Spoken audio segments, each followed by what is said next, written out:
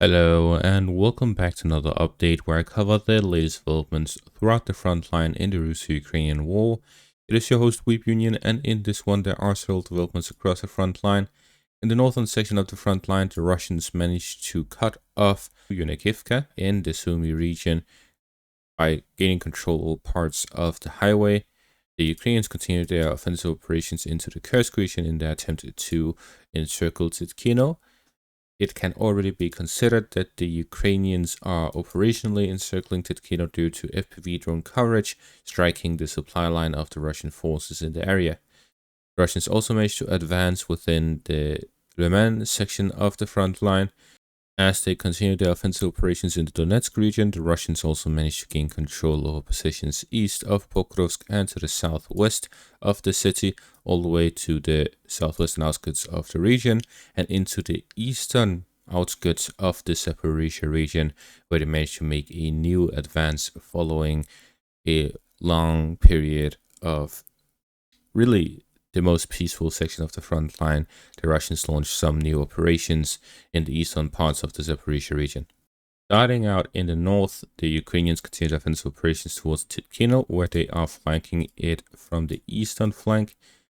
This all happens while the Ukrainians and the Russians have been fighting over Tatkino for over a month, with the Ukrainians attempting to push into the Kursk region and have entered Tatkino in mid to late May.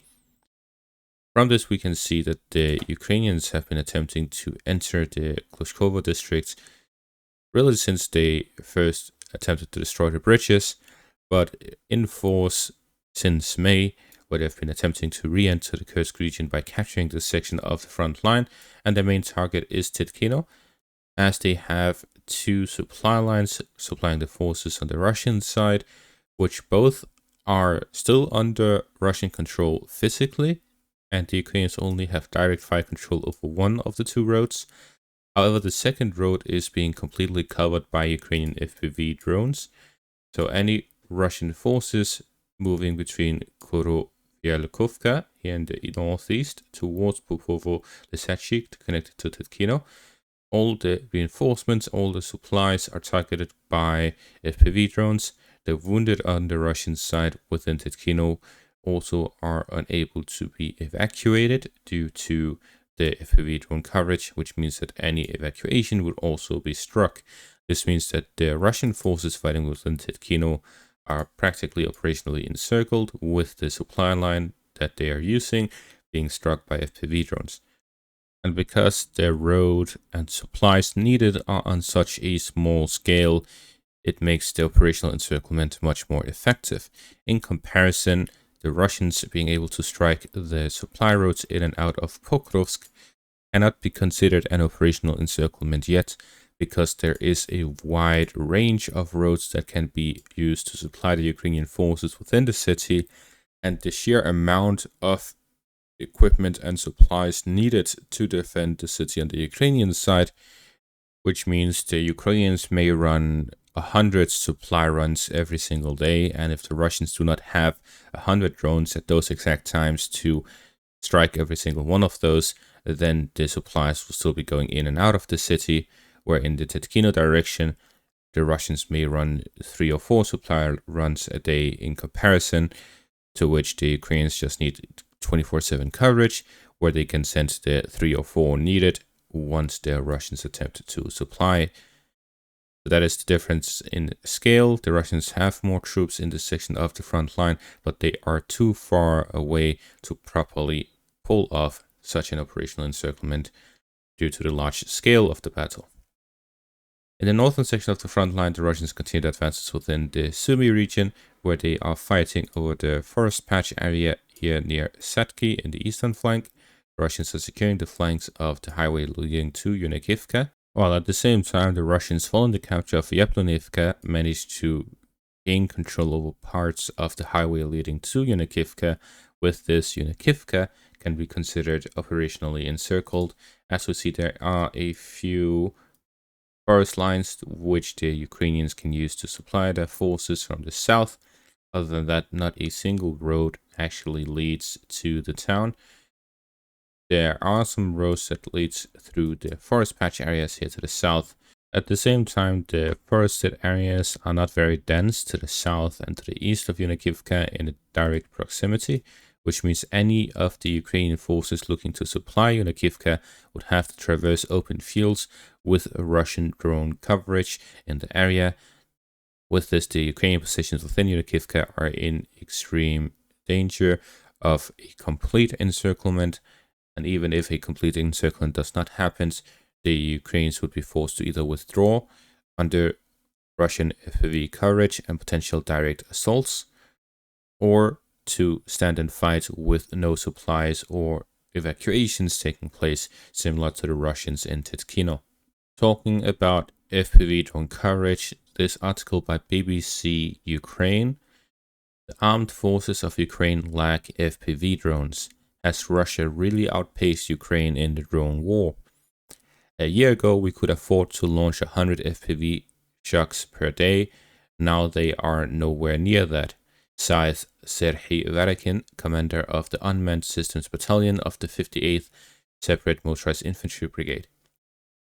We see that the Ukrainians, over the past period of time, have seen a reduced supply of FPV drones. According to him, the state itself barely gives any. Instead, they have to buy them privately through private companies, and that is not reliable either, especially since China recently put restrictions on their exports to Ukraine, which indicates that the private companies that the Ukrainians were relying on either got their supply from China or were Chinese companies in the first place.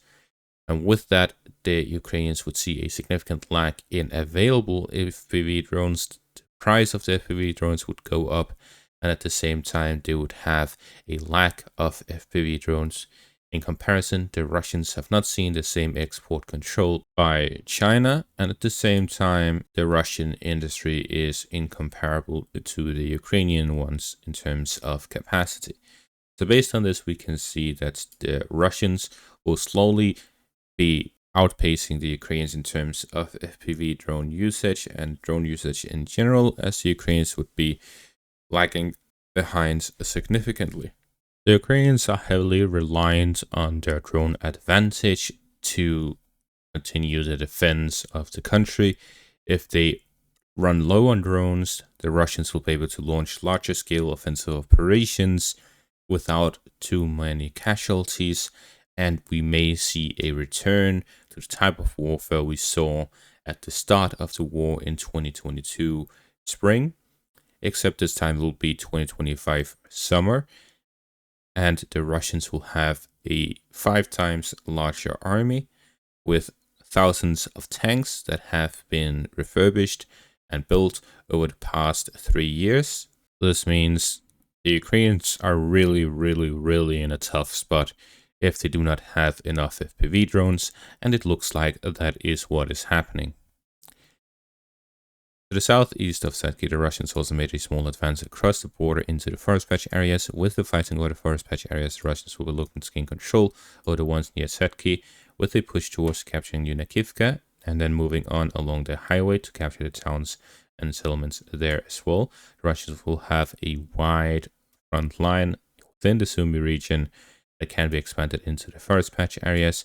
A significant presence of Russian forces within the forest patch areas outside of the city of Sumi will allow for infiltration into the city and generally striking the Ukrainian supply lines in the areas, and generally wreaking a lot of havoc among the Ukrainian positions here within the Sumi region. Moving on to the eastern section of the front line within the Liman direction, the Russians advanced in the direction of Zelena Dolina from the south, advancing along the road, the forest lines, to flank the town from the south. The Russians already have direct fire control over the road out of Zelena Dolina. This means that the Russians now are fighting towards storming the town itself, where they'll look to gain full control of it. If any Ukrainian forces decide to withdraw, they'll be under direct fire control of the Russian forces, and if the Ukrainians plan on sending reinforcements or supplies, then those are also targeted. This means that the Ukrainian positions here are difficult within the town, gaining control over which will allow the Russians to have control over the road from Nova all the way towards Kolidyasy in the south, where the Russians are also developing offensive operations on the northern flank of the town, getting control over the forest lines in the northern flank to flank the town from the northwestern direction from the rear in an attempt to cut off the supply line there. Getting higher control over this road will allow the Russians to push through the town in a similar position to the Ukrainians within Selina Dolina. Further south, the Russians also managed to advance to the northwest of Yelisavetivka, gaining control over the first line of defense here next to the town. The Russians are here storming their fortified positions directly head on, with the only exit under direct fire controlled by the Russian forces. The Ukrainians, again, are either choosing to stand and fight without supplies and without evacuations or reinforcements, or to withdraw under direct fire by the Russian forces. To the southwest of Pokrovsk, the Russians continue offensive operations towards the Dnipropetrovsk border area and the northern flank of Orihova, gaining control of the forest lines and the roads in the northern flank of the town. The Russians are here looking to bypass the town itself, cut off the supply lines, and then storm it directly head on, again similar to the other directions where operational encirclements are taking place. The Russians managed to gain control over the remaining parts of Fedorivka, storm the fortified positions to the northwest of Vasily, and to reach the outskirts of Komar in the southern flank of the town, where they managed to gain control over the river line and the forest lines leading up to Komar, having a strong flank on the western and eastern directions. The Russians had a clear road towards the town with their foothold. The Russians are attempting to dig in, establish themselves for future offensive operations, to take control over the fortified positions in the northeast of the town, and to expand their presence within the town itself. This will allow the Russians to push through the main highway and reach the northern outskirts to cut off the supply lines of the Ukrainians in the area and to gain a second foothold in the northern parts of the town. Finally, in the Zaporizhzhia section of the front line, the Russians made a wide advance in the direction of Malinivka. According to Deep State Map, there was a wide gray zone area. However, that is likely this part here south of the river line. Instead, the eastern parts, forest lines leading up to the town of Malinivka, are unlikely to have been abandoned by the Ukrainian forces. Instead, what we see is that the Russians are here activating a section of the front line that have been silent since 2023. Over a year without fighting, and now the Russians are activating it again. According to the Ukrainian forces, the Russians launched operations with groups of up to 7 infantry moving through the first lines with cover of artillery, FV drones, and smaller vehicles, allowing them to transport quickly. This allowed them to get closer and closer to the town as they established themselves within the first lines ahead of it, preparing for an offensive towards the town itself to gain control of it. The town of Malinivka has a river line to the south and a river line to the east, covering both flanks in the direction of the Russian front line, which means the Russians would have to have a difficult time fighting over the town, as they have to cross over a river to get into it. The Ukrainians are also complaining about a lack of FPV drones in this area, and with traditional vehicles such as the BMP and BTR, the Russians will be able to cross these river lines as they all have amphibious functions, which means that the Russians may be looking to gain control over the town, launching a regular armored assault towards it. Gain control of it will allow the Russians to pass through the Yanchia River and to fight over the towns and settlements south of the fortified position. The Russians will look to gain control over the southern flank of the fortified positions from the Velikonovosilka direction all the way towards Holyapole. This is to establish a front line along the fortified positions for when the Russians are looking to bypass the fortified positions by flanking them from the rear.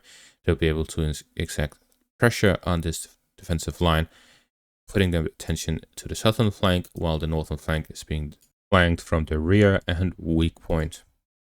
And that is going to be all for this update. Thank you all for watching. Make sure to leave a like, subscribe, check out my Patreon and YouTube membership for additional content. Thank you all for watching and have a great day.